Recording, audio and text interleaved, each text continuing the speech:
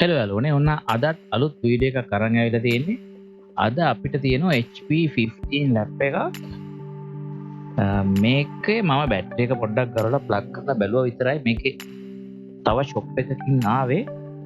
ඉතින් අපි බලමු මේකේ මොකක්ද වෙලා තියෙන්නේ කියලා. මේකේ ගහලා තියෙන no power කියලා මම චෙක් කරා. no power තමයි පාරේ මම no power කියලා මේකට කියන්නේ. බලන්න මිලි ඇම්පියර් 8ක කරන්ට් එකක් ගන්න ඕගොල්ලෝට පේනවා. ඩයෝ 7ක් ගන්නේ. මම ඔන් කරද්දි 9ක් වෙනවා එච්චරයි. ආයි ගලවනවා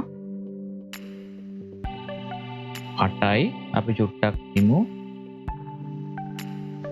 බින්දුවුණා ඔබනකොට මිලි ඇම්පියර් 9ක් වෙනවා. ඒ කියන්නේ අපේ මට හිතෙන්නේ 19 වෝල්ට් පවර් රේල් එක අපේ ඕකි. අපේ ඕගොල්ලෝට පේනවද දන්නේ නැහැ. මෙන්න මෙතන චූටි ලයිට් එකක් පත් වෙනවා DC ජැක් එක. මෙන්න මෙතන හරියට බලන්න මෙන්න මෙතන ලයිට් එක පත් වෙනවා නේද? මම ගලවනකොට ලයිට් එක නැහැ. ප්ලග් කරාම ලයිට් එක පත් වෙනවා. ඒ කියන්නේ අපේ IO කන්ට්‍රෝල් එකට නැත්නම් EC chip එකට අපේ කරන්ට් එක යනවා. ඒ කියන්නේ මම දන්නවා මේකේ 19 වෝල්ට් පවර් රේල් එක වැඩ 3 වෝල්ට් LDO ලයින් එක වැඩ. ඉතින් 3 වෝල්ට් මේක මේ බලන්න මේක මේ ඇරලා වහලා මෙතන කැඩිලා තියෙන්නේ. ඉතින් මේක පරිස්සමෙන් මේ කරගමු. මට එකකින් කියන්න පුළුවන් අපේ EC chip එකට පවර් යනවා කියලා. මේ hinges දෙක හරිම තදයි සහ මේකේ ඇන ගලවලා තියෙන. ඉතින් ඇන ගලවලා තියෙනකොට පොඩ්ඩක් පේසින් කර ටෙන්ෂන් එක එනවා වැඩි. මොකද ඔක්කොම එකට යන්නේ නැති නිසා. ඉතින් අපි ඇනත් පුරුල් කරලා තමයි කස්ටමර්ට දෙන්න ඕනේ. මේ සේරම කැඩිලා තියෙන්නේ මේක මේ කේසින් එකේ. මේවත් කැඩලා හරි. ඔන්න අපි දැන් මේක ගලව ගත්තාම මම දැන් දැක්කේ හાર્ඩ් ඩිස්ක් එක නෑ. ඉතින් මෙතන තියෙනවා දූවිලි ගොඩක්. ඉතින් අපි ප්‍රධානම ටික බලමු මේකේ.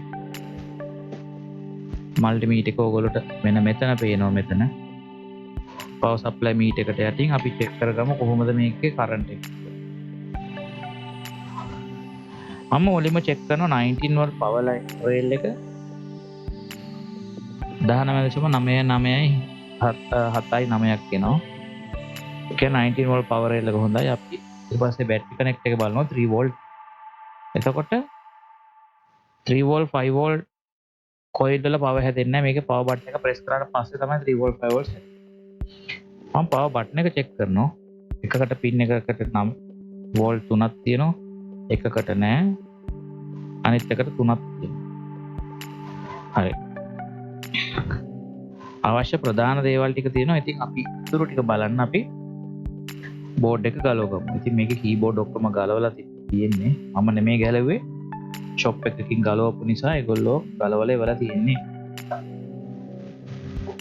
ඉතින් මෙතනදී මේ බෝඩ් වලට පොඩි කොමන් ලෙඩක් එනවා. අපි බලමු ඒකද ප්‍රශ්නේ කියලා.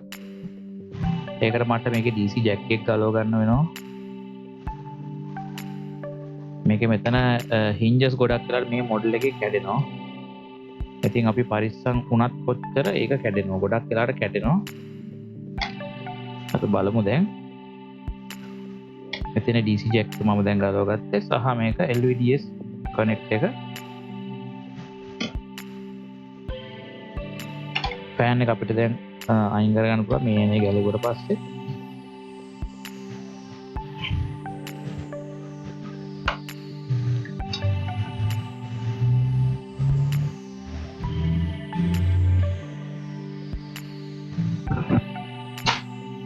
හරි දැන් අපිට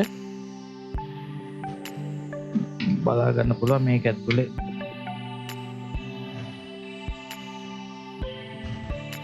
බලන්න මං කිව්වා වගේ මේ ඔක්කොම කැඩෙනවා. මේ කෑලි දෙකම කැඩුනා.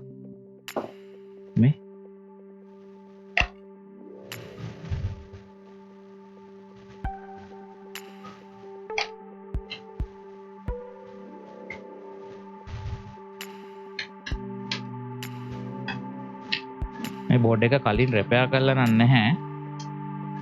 ඒවා පේනවා මේක දැක්කහම.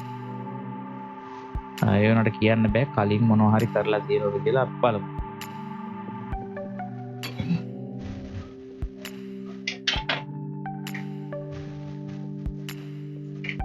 මට තියෙන එහා පැත්ත මොන වගේද එහා පැත්ත? ජරාව ගොඩයි. ජරාව ගොඩක් තියෙනවා. අපි ටික ඔක්කොම ක්ලීන් කරගමු. දැන් මට මේක උවමනා නැහැ කේසින්. අපේ මොකද ප්‍රශ්නේ තියෙන්නේ බෝඩ් එක. මම ඩස්ට් එක තියෙන්නේ කොයි හරියද කියලා සාමාන්‍යයෙන් අයිඩියා එකක් ගන්නවා. මම මේ හරිය දකිනවා මේ හරිය දකිනවා. මොකද අපිට ඒව තමයි ඉඟි. මේ හරිය තියෙනවා. ඒව තමයි අපේ ක්ලූස්. ඒ නිසා අපි ගොඩක් වෙලාවට ෂොප් වලට රෙපෙයාර් කරනකොට අපි කියලා තියෙන ෂොප් කරන කට්ටියට ඒව ඩස්ට් එක පිහදානවා නම් පොඩ්ඩක් ෆොටෝ එකක් අරගෙන එතකොට අපිට ඩයග්නෝස් කරගන්න ලේසි. පිහදාලා ගෙනාවම අපිට ID එකක් ගන්න බෑ මොන ෂොප් එකකටත්. මොන වගේ තැනකද මේ ලෙඩේ තියෙන්නේ කියලා එහෙම ID එකක් ගන්න බෑ. ID එක ගන්න අමාරුයි. අපි DC ජැක් එක ප්ලග් කරගමු.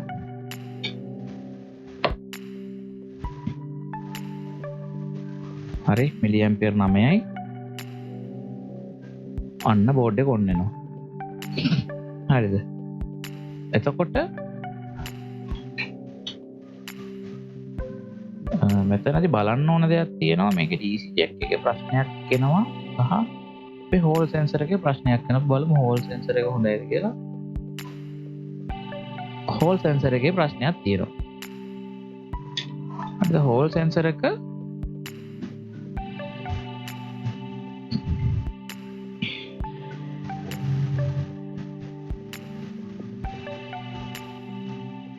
අපිට සාමාන්‍ය හෝල් සෙන්සර් එකක වෝල්ට් 3ක් තියෙන්න ඕනේ. ඉතින් මේකේ හෝල් සෙන්සරේ එක පැත්තකට 3 වෝල්ට් එනවා අනිත් පැත්තට 3 වෝල්ට්ස් එන්නේ නැහැ. මම එක පෙන්නනම් අපි යම් මයික්‍රොස්කෝප් එකට.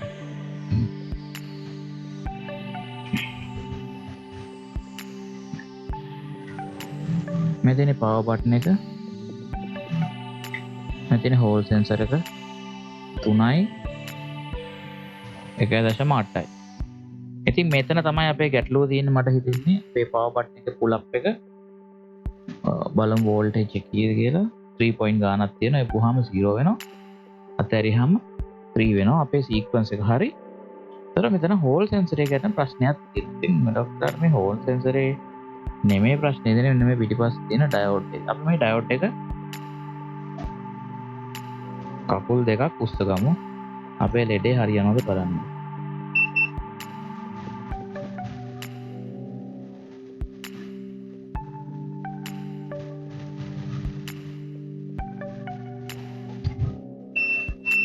දැන් මම ප්ලග් කරනවා ආයිත්.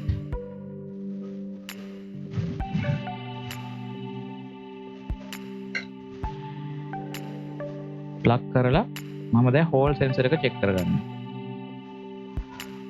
අපේ ලැප් එක තියෙන ඇරලාද වහලාද තියෙන කියලා තීරණය කරන්නේ එයා තමයි.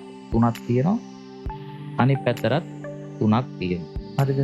එතකොට දැන් මේක හරි. මේක මේ ප්‍රශ්නේ හෝල් සෙන්සර් එකේ මෙතන එහා පැත්තේ තියෙන ඩයෝඩ් එක. මේ ඩයෝඩ් එක සාමාන්‍ය ලීක් වෙන මේ ඩයෝඩ් එක අත්‍යවශ්‍යම නැහැ. අපිට මේක අයින් කරන්න පුළුවන්. මේක කිසිම දෙයක් මෙතෙන්ට අදාළ වෙන්නේ නැහැ. හරිද? ඉතින් මේක සුළු ෆික්ස් එකක්.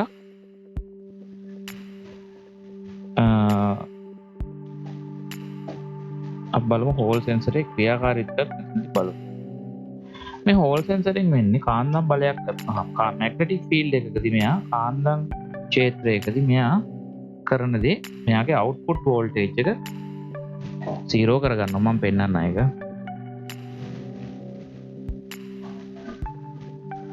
මෙතන හෝල් සෙන්සර් එක එකේ ඉන්න එක මේක 3 volts මේක තමයි අවුට්. බලන්න මම මේ කාන්දමක් තියෙනවා. මගේ මේ මෙන්න මේක කාන්දමක්. මේ ස්ක්‍රූ පුරින් තියෙන. මම මේක ලං කරනකොට මොකද වෙන්නේ? බිඳුව වෙනවා. ඈඩ් කරනකොට 3 වෙනවා. ලං කරනකොට 0 වෙනවා. ඈඩ් කරනකොට 3 වෙනවා. අතර ඕක තමයි වෙන්නේ. මේකේ මේ ඩයෝඩ් එක ලීක් වෙලා තියෙන නිසා තමයි මේ ප්‍රශ්නේ ඉන්නේ. ඉතින් අපි දැන් බලමු මේක ඊසි ෆික්ස් එකක්. අපි දැන් බලමු මේක බෝඩ් එක අපි ඩිස්ප්ලේ එකට ෆික්ස් කරලා බලමු බෝඩ් එකට ඩිස්ප්ලේ එනවද කියලා. එහෙම වුණොත් අපේ රිපෙයාර් එක හරි. ඔයගොල්ලෝ ගාව ඩයෝඩ් එක තියෙනවා නම් මේ දැන් මේ ඔක්කොම කැඩෙනවා. කැඩිලා තියෙන්නේ. එතකොට මේකට ඉන්ච් රිපෙයාර් එකට යන පොඩි වියදමකුත් යනවා. ගොඩක් වෙලාට මේ ෂොප් වල නම් මම හදන්නේ නැහැ.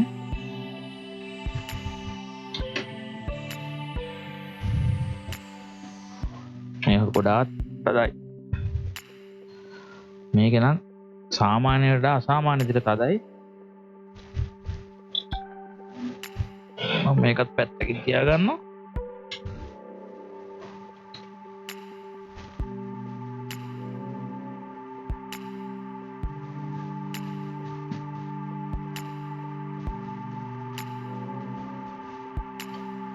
ෆෑන් එකත් කනෙක්ට් කරගමු. මොකද සමහරවිට ෆෑන් එරර්ස් එනවා මේ බෝඩ් වල. මේ HP මේ බෝඩ් එක ගොඩක් වෙලාට ෆෑන් එරර්ස් එනවා. ඒක අපිට ලැප් එක ඔන් වෙන්න ප්‍රශ්නයක් නෑ. ඒ වුණාට අපිට එරර් එක චෙක් වෙන්නේ නෑ මෙතනදී. මම දැන් මේක පවර් දීලා මොකද කරන්නේ? බෝඩ් එක ඔන් කරගන්නවා. දැන් බෝඩ් එක ගැටලුවක් නැතුව ඔන් වෙනවා. ඩිස්ප්ලේත් එනවා. ෆෑන් එරර් එකක් එන්නේ අපිට එන්නේ හાર્ඩ් ඩිස්ක් එක නෑ කියන එරර් එක විතරයි අපිට එන්නේ. ඉතින් මේක බෝඩ් එක දැන් ෆික්ස් එක හරියි. මේක පොඩි ඉෂුව එකක් තිබ්බේ. මහා ලොකු දෙයක් නෙමෙයි.